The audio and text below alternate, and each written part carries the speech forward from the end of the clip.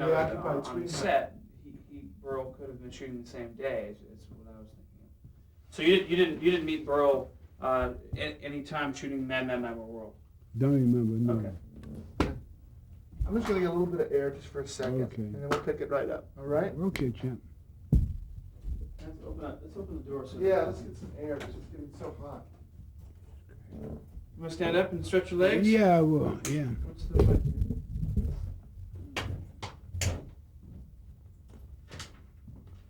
Ah, boy. You Okay. Yeah, I'm trying to think. Trying to keep, you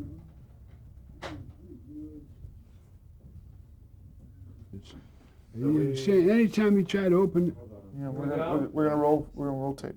Mhm. Yeah, we're rolling. And We're gonna talk about a little bit of history that took place after the Amos and Andy show went off the air. Mhm. Although Bill Cosby would star along with Robert Culp in I Spy Mhm. beginning in 1965, and Diane Carroll would star in Julia beginning in 1968, there would not be another black ensemble series on television from the time Amos and Andy went off the air in 1953 until 1971 when Sanford and Son began. That is 18 years. Let me ask you, why do you think it took so long? Well, it's a master plan. I've been a part of it. You see, anything progressive, they had to say, watch out, don't insult the South. They did not want us to move too fast. They wanted to keep us singing and dancing.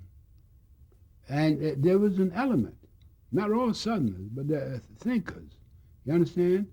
They did not want us. Well, here's how I heard, you know, at one time,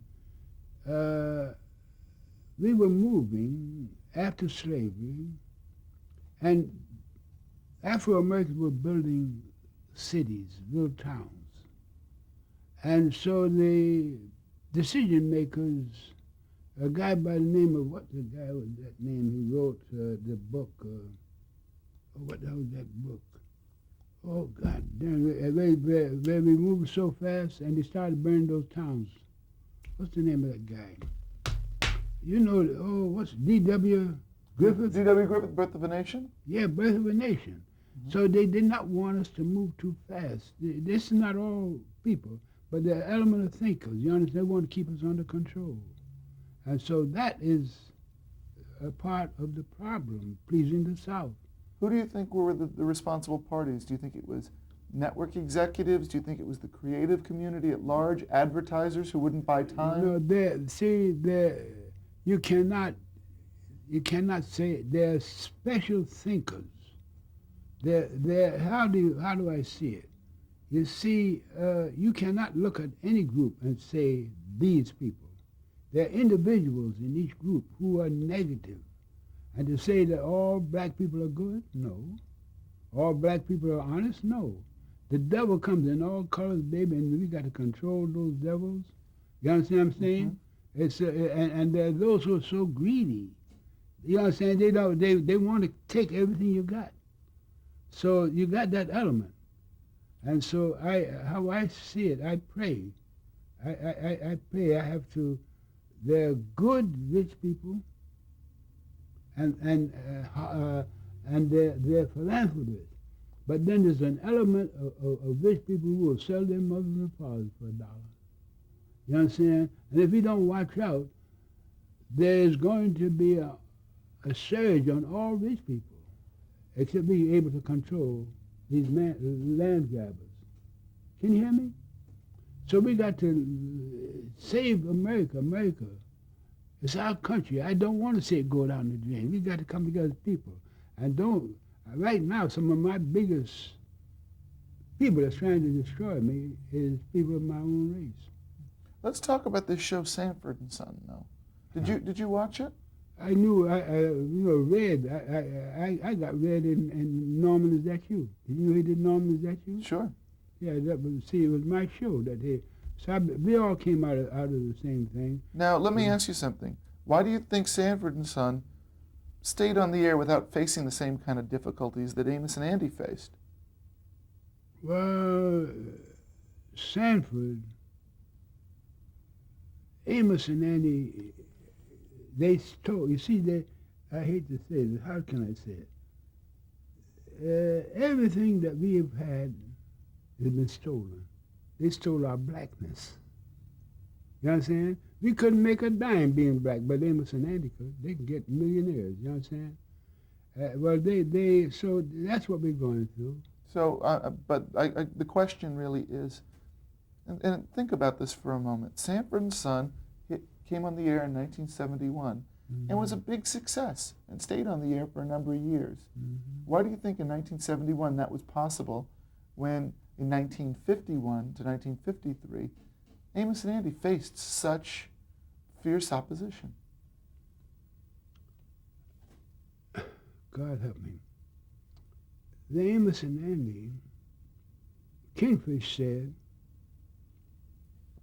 unfortunately, he said, they allowed other people to come in and make millions of dollars playing the same thing. But when the black man tried to do anything, everybody's going to try to stop him. That's what he said.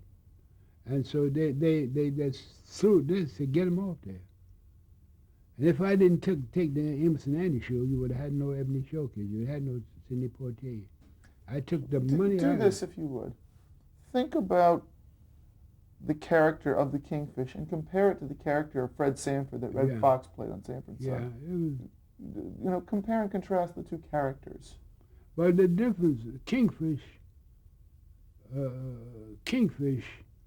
was a crook, looking for somebody to take advantage of. Sanford was just nothing. You know, he had no point of view. But Kingfish was looking for a sucker. You understand? And Sanford didn't say nothing. He had a junkyard. You understand? He made nothing. I don't know if that's the answer. So you feel maybe it was a less questionable character? Less questionable character, yeah. Okay. How do you feel about the ongoing controversy that continues to surround programs produced by and starring black artists today? Say it again. How do you feel about all of the controversy that, you know, through the years has continued to surround programs produced by and starring black artists? I think I can answer that.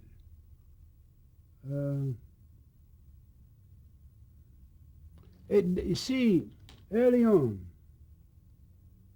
this didn't just start recently. Early on, there's been an effort to, hundreds of years ago, they had the elite thinkers who decision makers. And like in Ireland and England, you understand, the Irish just didn't want to be walked on by the British.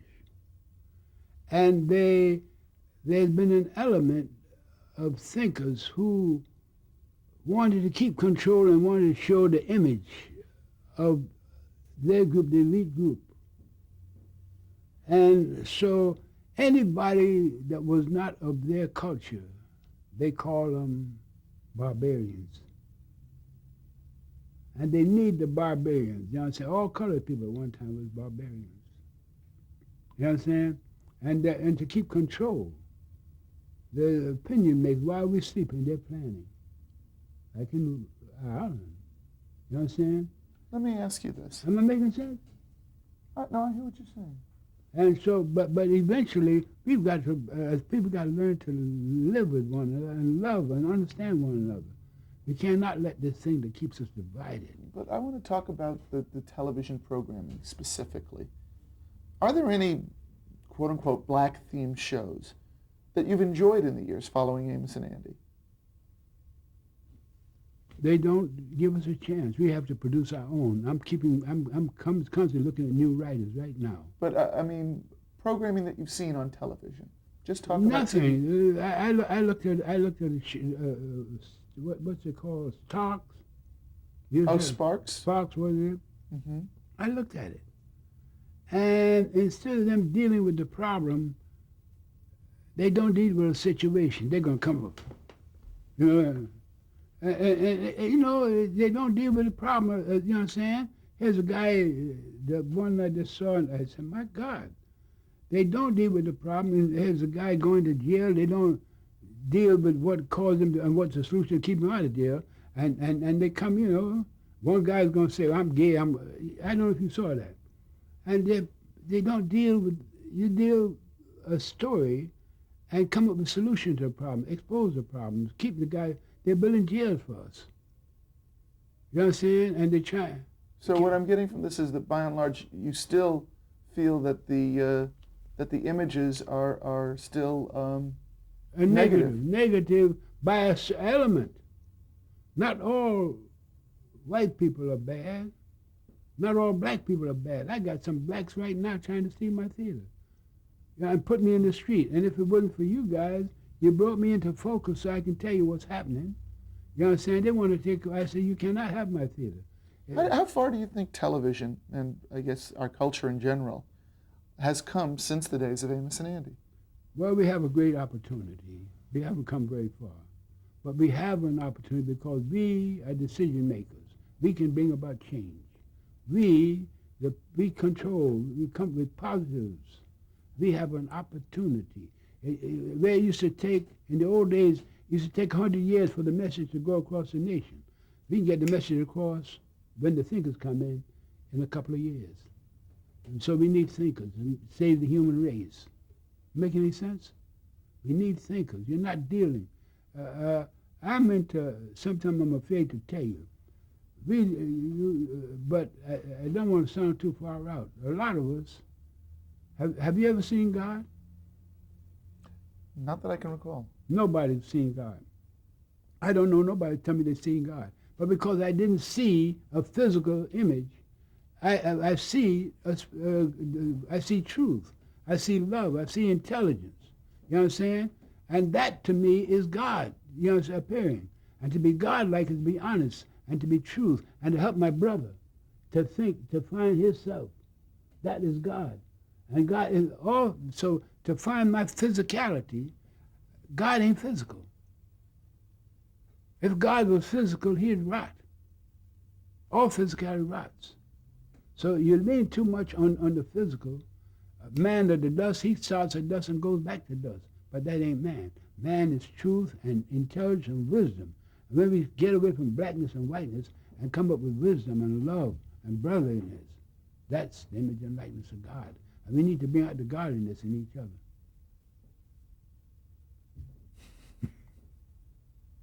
Let's talk a little bit. We certainly know what's going on with everything you've said about your theater and what's going on in your life today. But I have a question for you. How important is it to you to keep working in show business specifically? Well, I'm an educator. And to find my true identity, I'm a servant of God. I'm a servant of wisdom. And I'm trying to save my nation.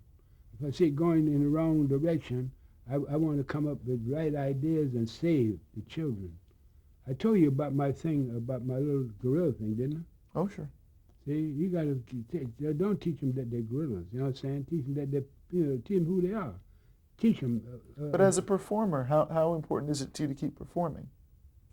I'm a producer, I'm a thinker, I'm an educator. So the performing isn't as important to you? Not, my serving humanity and try to show them a way out.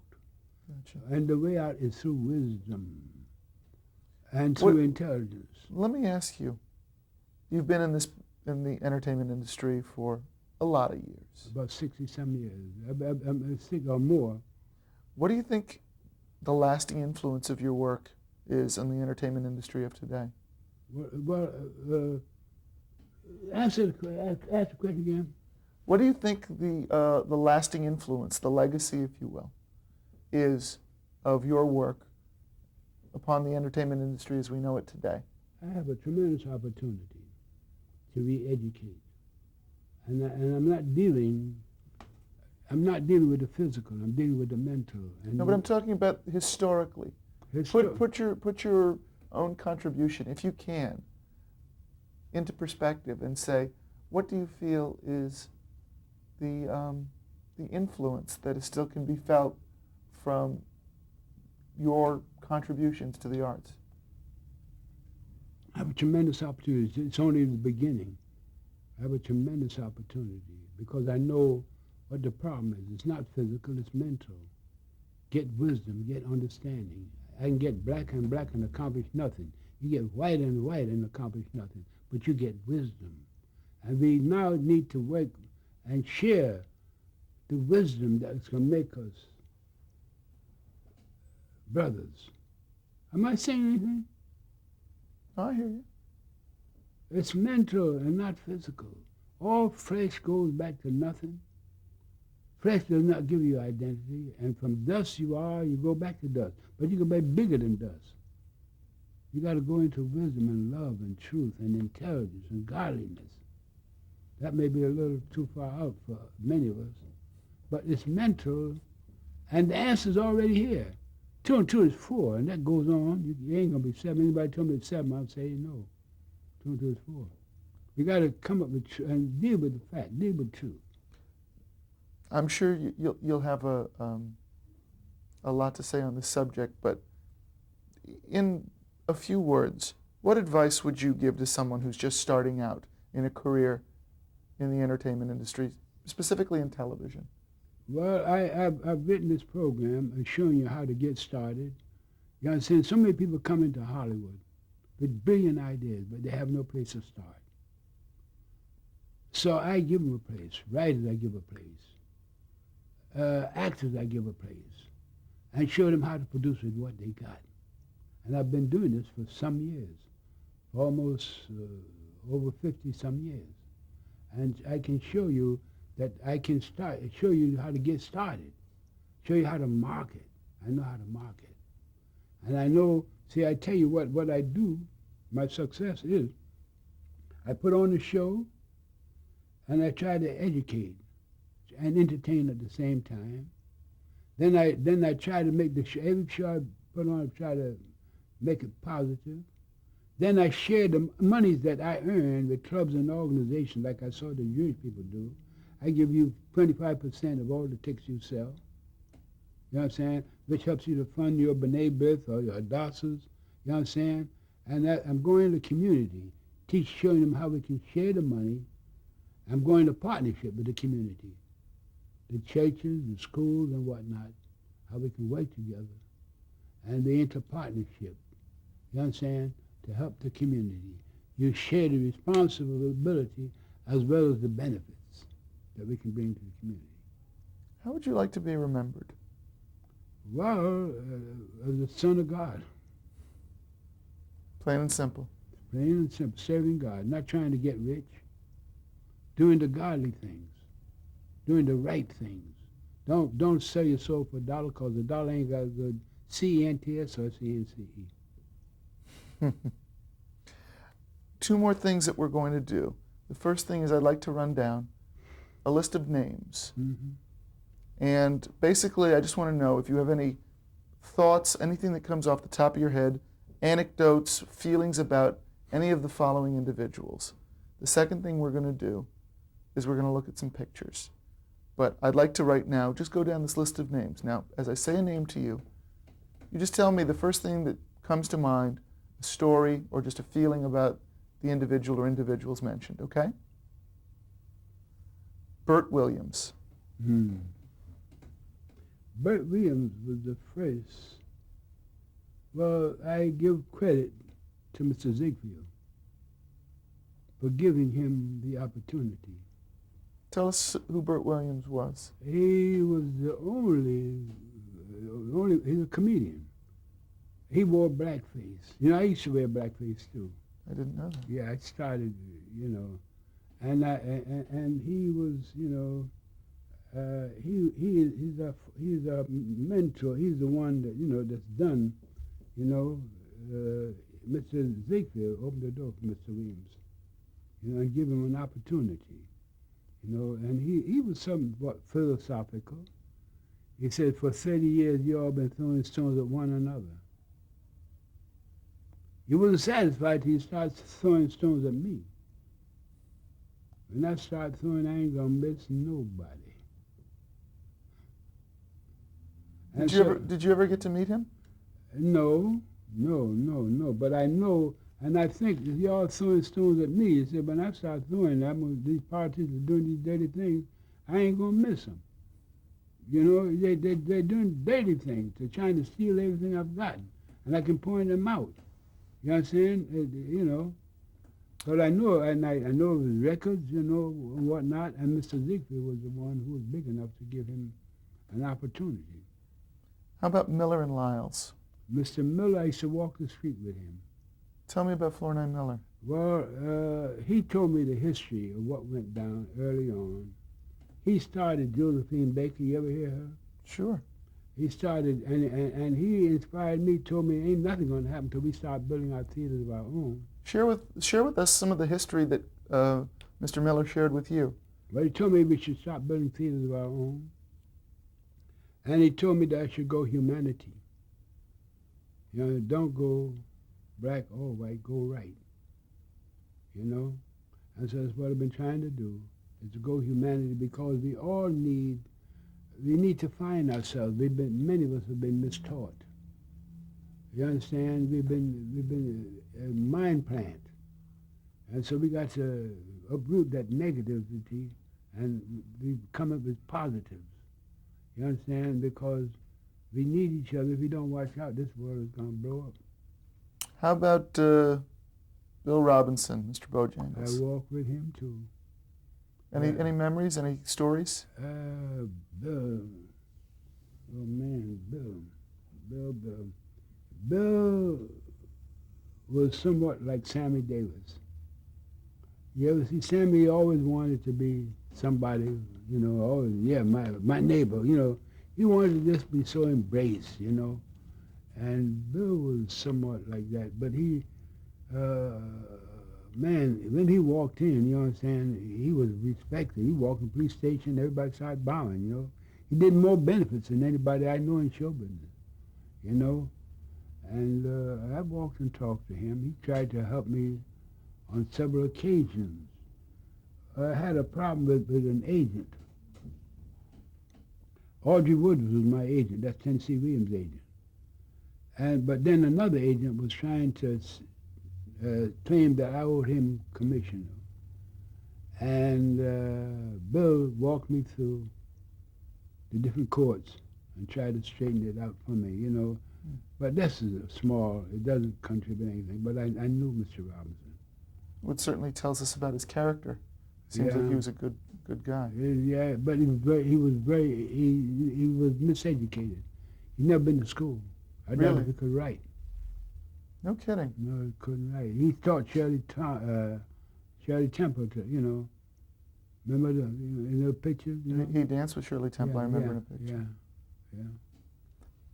Yeah. You talked about him a little bit, but talk about your relationship with him a little bit, and talk about your perception of Danny Smalls. Danny Smalls? Yeah. Oh, Danny was. He was. I remember Danny Smalls. He was like a Santa Claus, fat, round, like a little Santa Claus. Wore a tuxedo, immaculate dress, top hat. But when the act opened, you heard in the quiet, you heard a voice. He was black as the ace of spades. And you heard a voice singing, "When Irish eyes are smiling," and he walked out. People screamed. Danny Smalls. And I was one of the relatives. He's the one that named me Nicodemus.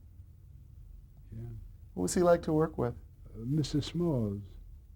You know, I was a kid, you know, but he helped me, you know. He was very successful, as far as successful black goes. How about George Burns and Gracie Allen? You never got to meet these people. I talked to Mr. Burns, and he was considering using me in this television show. Yeah, but he said, you know, his friend, his good friend, Jack Benny, said it wouldn't work, but he considered me. What about Milton Berle? That's my man. You know, I work for him, and the family liked me, you know. Talk a bit about what he was like back in the days when he was working the Palace Theater. You know, similarity. Oh, Bill Robinson and George Burns. And Milton Berle.